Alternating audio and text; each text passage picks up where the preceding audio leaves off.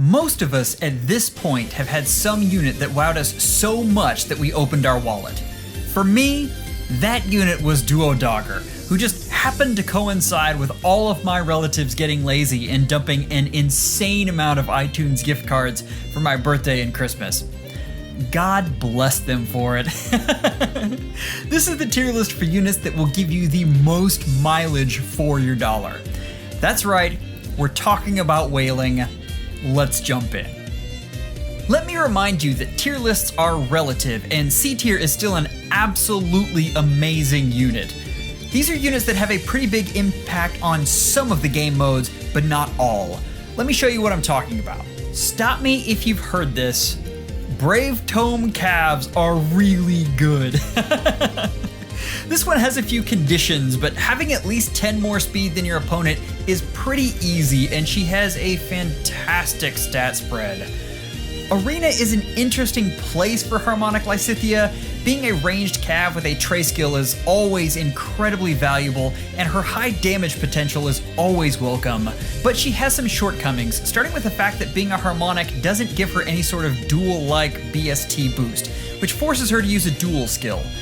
Despite this shortcoming, she is a very solid option for an arena core. On Aether Raid's offense, she is an excellent tank breaker, capable of getting crucial kills.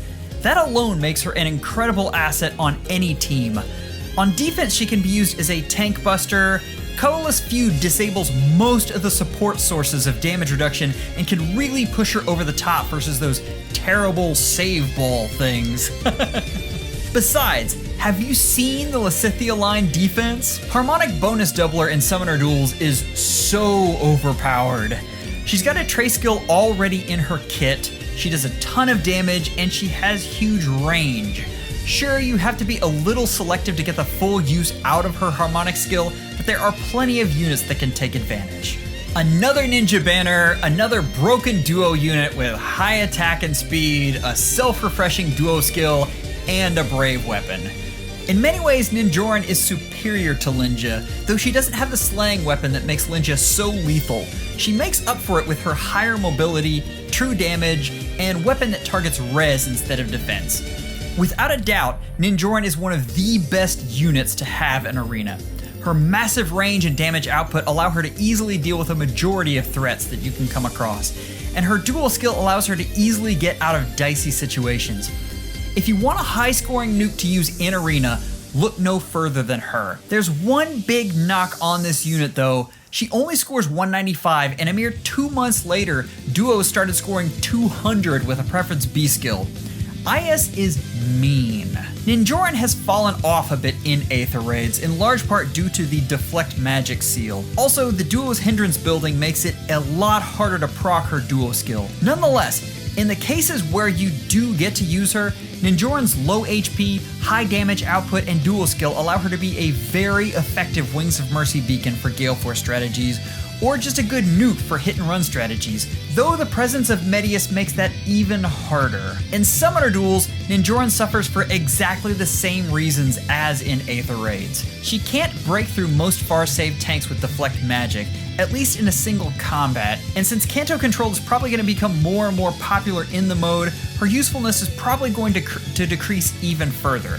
However, even though her self-refreshing duo skill takes up a turn to proc, it could catch your enemies off guard in the late game and help you turn the tables. So really, Ninjoran's biggest weakness is the fact that she's so good that people are already planning to counter her before you even enter the map.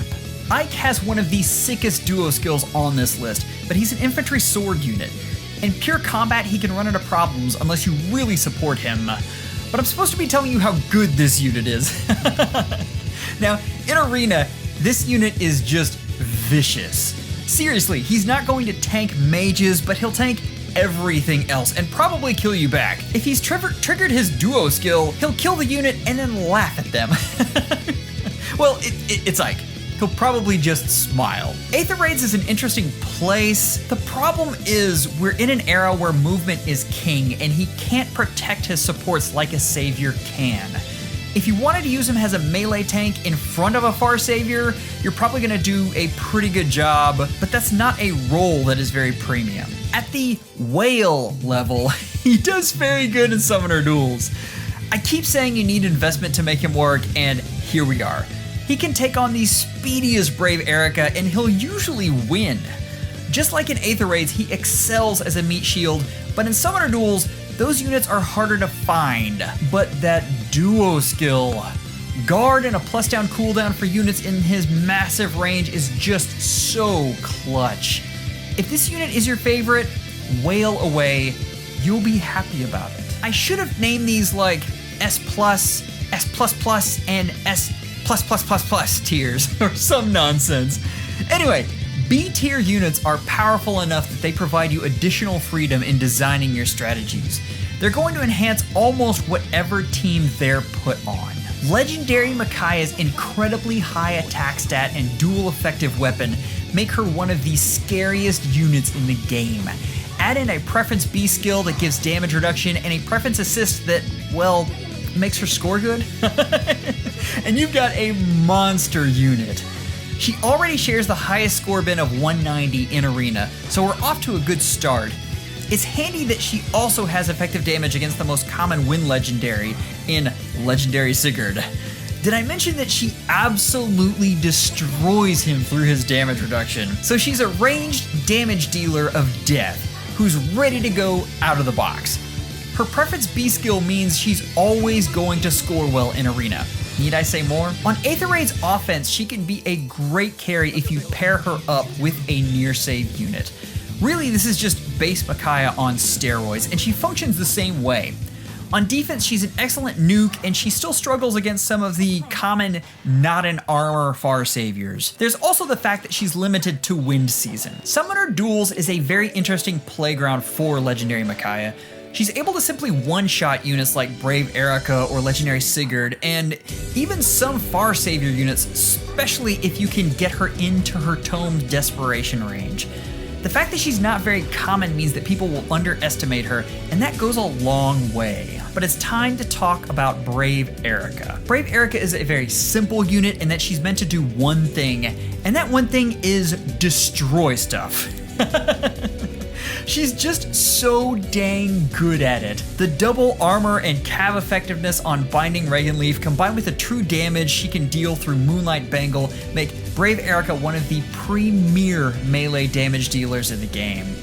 Sure, Eirika might not bring the team support of an Ashe or a Dagr unit, but when she's one of the best melee nukes in the game, she doesn't need to. With 173 BST, Brave Eirika will require a dual skill to score optimally for use in Arena. She can score slightly higher than her competition due to having an exclusive B skill in Moonlight Bangle, but compared to dual and legendary units who can both score higher and help your team score higher, you're not going to pull her specifically for Arena use. If you have her merged up though, the combination of Kanto and her high damage output can still be very useful and a ton of fun. On Aether Raid's offense, Brave Eirika can be very useful in hit and run teams. Her fixed Kanto making it very easy for you to predict her movement range and get her to safety.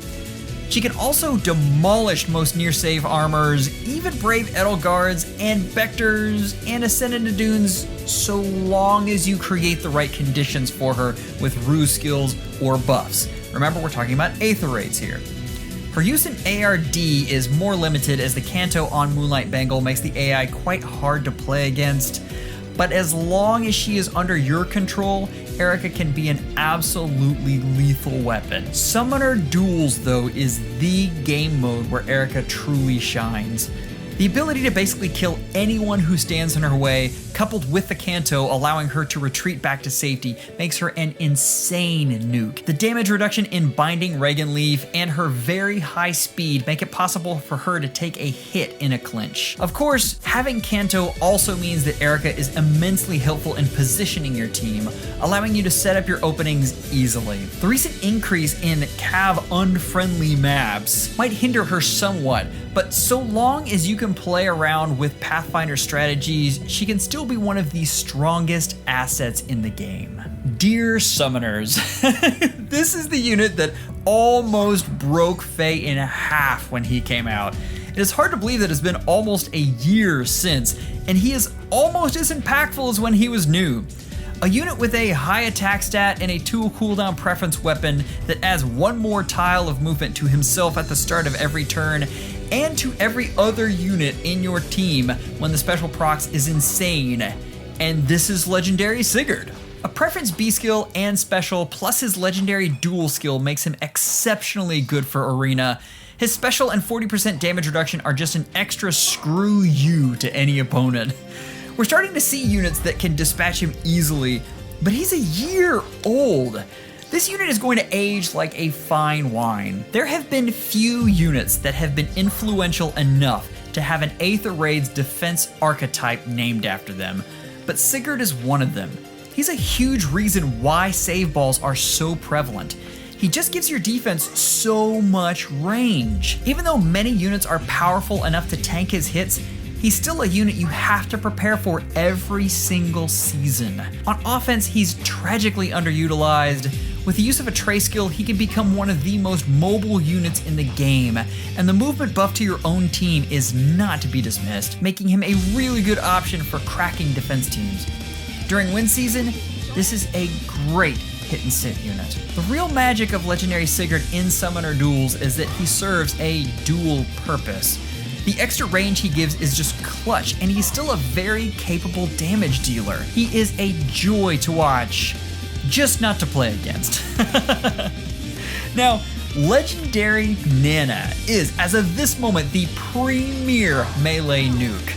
Her main gimmick of disabling all sources of damage reduction, including Miracle, puts her in a spot inaccessible even by units like Brave Alm and his amazing Refine. But her second gimmick of dealing 20% of her attack stat as true damage means she can pierce through some incredibly sturdy units with relative ease as long as she can use her Desperation effect. Did I mention she gets Canto in her Preference B skill as well? So, Arena. Great player phase. Check. PRF skill for optimal scoring. Check. Canto. Check. This is the closest thing we have to an untankable nuke, and her player phase is unmatched.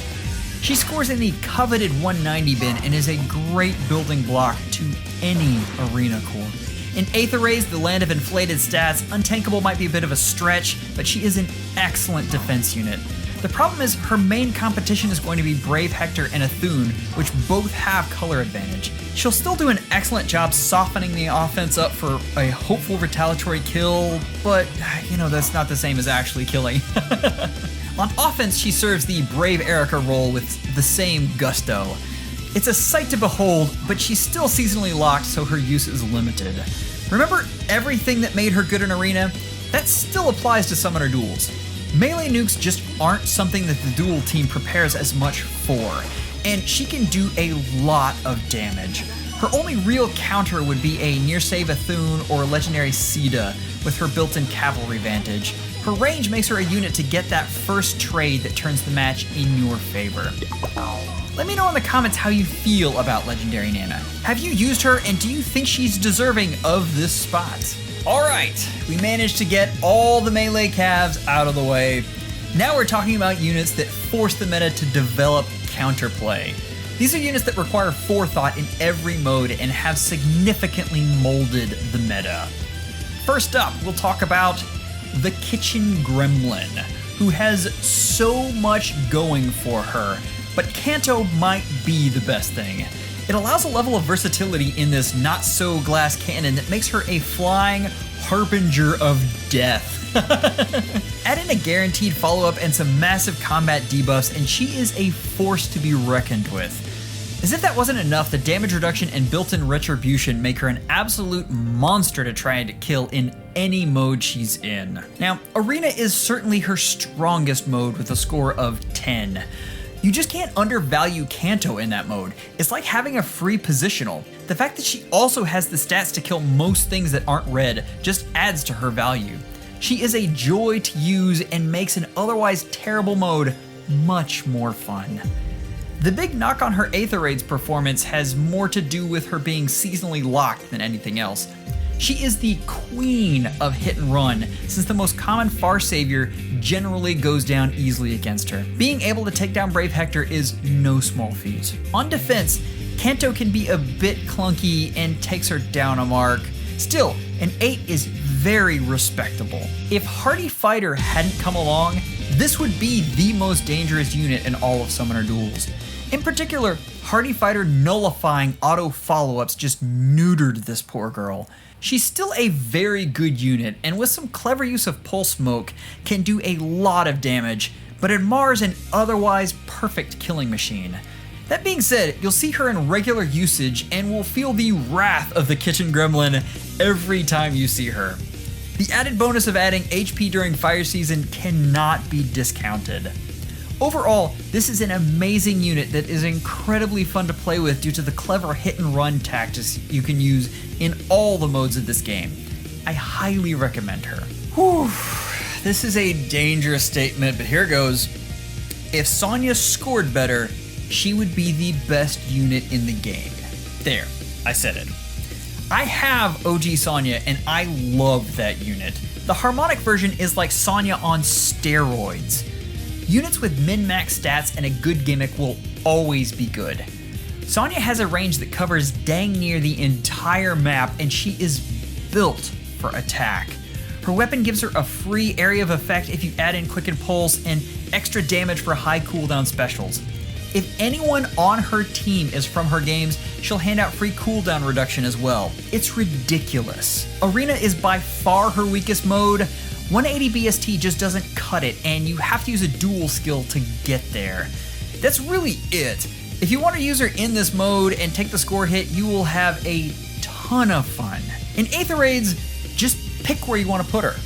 Need a free special to do massive amounts of damage? She's got you. Need a tank breaker on offense for some clever hit and run strategies? She's got you there too. She just kills things. Now, in Summoner Duels, she's easily my most feared unit. She has a habit of putting people into terrible situations where they have to pick between things like burning to death or freezing to death. If you want to do something really ridiculous, you can pair her up with a Miracle Valentine Lucina. That's right, she's an excellent support unit as well. Now, I haven't said a lot, but do I need to? Sonya does damage. Sonya does big damage. Screw the rules. I have purple hair is a motto that Yuri follows very closely. The creme de la creme of his weapon is the 1 extra movement point and 2 range canto that is unlimited, similar to his weapon in 3 houses. Yuri's unparalleled mobility, infantry perks, and modern stat line, along with the benefits of being a Dagr unit, make him a force to be reckoned with in every single game mode. Unfortunately, as a 2-range infantry and no preferred B slot, arena scoring is an issue for Yuri. He scores in the 180 bin with a speed boon, which is quite low compared to modern armors and duos. One benefit to Yuri is that he runs the most common arena special, Ruptured Sky, very well due to his slaying weapon and Time's Pulse in his base kit. However, nothing can save him from his dreadfully low score ceiling. Still, he already comes with a duo skill. If you have him, you're gonna have a blast in arena. 8th Raids is where Yuri truly shines. His status as a Dagr unit that has Canto allows him to disable 2-turn traps in 1 turn, something that is only achievable by Nuyr Fafnir otherwise. The plethora of support options for cooldown acceleration, Valoria, Raphael, or allow him to charge high cooldown specials extremely quickly, allowing him to take down saviors easily. His high mobility also allows him to reach hardy fighter armors easily before their pre-charge activates. His high offensive prowess allows him to dispatch enemies with ease. Above all, his superior mobility and prowess in taking out singular strong enemies due to AoEs and lethality make him invaluable. In a similar vein to Ether Raids, Summoner Duel's most important stat isn't one that's displayed: movement. In a mode where you can only take 1 action before the opponent can retaliate, Canto is extremely important for allowing Yuri to either move forward after an assist skill or fall back after sniping a high priority target. The sheer amount of range Yuri threatens allows him to take control of the capture area easily, making attempts to control the match extremely dangerous. Yuri's virtually unlimited potential, sniping ability, and threat range easily lands him in a 10 for Summoner Duels. Summoners, we have made it to the very top. These are units that are not only dominant, they completely change the way the game is played in every single mode. These are the units that we'll be talking about years from now and say, how are they still good? Let's jump in. Our latest cowpanion that the story has given us is truly something special to behold. A durable wall that can stand up to the likes of fallen Edelgard, while being able to support her allies with 2-range warping is simply incredible. She gives the single most important thing in the game, mobility. Now, a unit can have a massive threat radius on the board while the foe struggles to threaten them. She allows you to aggressively redeploy your armor units while marching to the dreaded cowbell ringing doom upon Ashe's foes. In Arena, Ashe is held back by being a mythic hero, meaning you'll only be able to use her every other week. However, her C skill allows her to enable you to move your arena team far more quickly and allows for better formations while still staying safe. While she may not score as high as other units, you will never be upset to have her on your team. In Aether Raids, Ashe gives the coveted mythic attack buff as well as enabling a wide range of strategies. Aggressive Gale Force, Ashe serves as a wonderful launch pad for these units. Having trouble moving your save balls around and not being able to get pots? Isn't warping fun? Ashe has more than earned her 10 here. While Ashe may have been technically designed for Aether Raids, where she reigns is very much in summoner duels. Threat range in and of itself is a deterrent as she allows you to control large portions of the map. She'll give every unit massive mobility, allowing you to keep pressure both on offense and defense. But not only is she able to support her team well, she can also take a hit, which can very easily spell doom for your opponent. Ashe's combination of durability and support means that she will age beautifully. While damage gets power crept every year in FE, supportive abilities are timeless treasures in your toolbox. How did armors become such a good investment?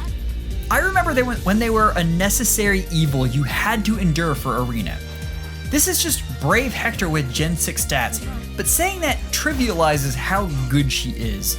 This has most of the things that Brave Hector has, negates armor effectiveness, debuffs, and comes with a wary effect, but she also has armor effective damage and a multiple stat line that even lets you run a speed build if you desire. IS seems dead set on increasing armor abilities, so why not ride the wave? Arena is certainly her weakest mode, but 185 is still a really good score. She'll serve you well here. You'd just rather have a unit with more threat range. Still, she tanks almost all the current legendaries. Aether Raids is where we start to see things warp around her. On offense, she's the new save ball anchor. Just pick which side, near or far. I've even seen her set up versus Catria balls and just laugh. On defense, she is the gold standard of save units. Give her Hardy Fighter and some buffs and watch the enemy struggle. Any nuke has to pass the Idunn test, and it's not an easy one. Summoner Duels is yet another fantastic mode for her. I'm setting up for SDR right now, and I'm constantly doing calculations to see if I can handle a +10. What can I say? She just takes a ton of damage. Hardy Fighter was a mistake. If this is the unit you choose to wail for, you will not be disappointed. Pathfinder for everyone! What do you want me to say about this unit? She's my favorite. She creates completely new ways to play this game and does it in such a way that your entire team joins in on the fun. She can inflict -17 on the enemy stats when her preference weapon and B skill are functioning. 17! This unit is a monster. I play with this unit in Arena, it's ridiculous. It looks like I'm playing the story maps. Because of being a duo and having a preference B skill, she has an effective BST of 200, and that duo skill will ensure that she's good for a long time. If there was a knock on Dagr, it's that she's not amazing in Aether Raids. She can be used pretty effectively on defense, but she's not a unit that just fits into every defense. It has to be built around her. On offense, she just doesn't fit any specific role. I've been rocked by a Dagr team It was impressive, but it was a bit overkill considering all the tools the game gives you in this mode. Summoner Duels. This unit is the queen of Summoner Duels. Let me tell you a good Summoner Duels survival strategy. If you see this unit, just ban her. Trust me, I don't care what the other units are on the team, just ban her. The greatest attribute that any Summoner Duels team can have is threat range, and this unit is the definition of threat range extension. The fact that she also matches up against Brave Hector is pretty amazing. People seem to think that the reason people use Distant Defense 4 on Brave Hector is because it helps sync up specials with Hardy Fighter. No. It makes his matchup with Duo Dagr work. She has sculpted the meta in her own image. This unit is good at any merge level. If you don't have this unit and you want to play Summoner Duels, you need to fix that immediately. Effective damage against a powerful archetype, a self-refreshing reposition that provides cooldown reduction to him and his target, a min-max stat line with incredibly high attack, and a duo skill that plays wonderfully into the debuff meta that has been going on for quite some time. You can't have missed this unit, and there's a reason he has 10s across the board. In Arena, having a positional skill is a luxury that we've only really explored through Chrom's legendary ult, and it's worse now because we see it every single season. This unit will be an Arena mainstay for a long time to come because of his sky-high scoring and supportive capabilities. In Aether raids, he's an excellent armor breaker on both sides of the board against a common meta threat, Ascendant Fjorm. The unpredictable extended movement he offers leads to some wild play in both the AI and the player's hands. When I look for dominant units in Summoner Duels, I want units that perform many roles. This is a nuke, a support unit, and at times a budget dancer. He excels in all of those and is a unit to be feared. If you choose to invest in this unit, you'll get value for a very, very long time. Summoners, I would love to know your thoughts on the list. Let me know in the comments what you think I got wrong, what you think I got right, and who I missed. I hope you guys enjoyed this. These dang things are so much work, and I poured over mountains of game footage to get this all together. It's fun to see the result though. Just remember that these are all good units, and most importantly, play with your favorites. This is a game and we do it for fun. With that, I hope you're doing well, take care, and schedule an appointment with your FEHologist real soon.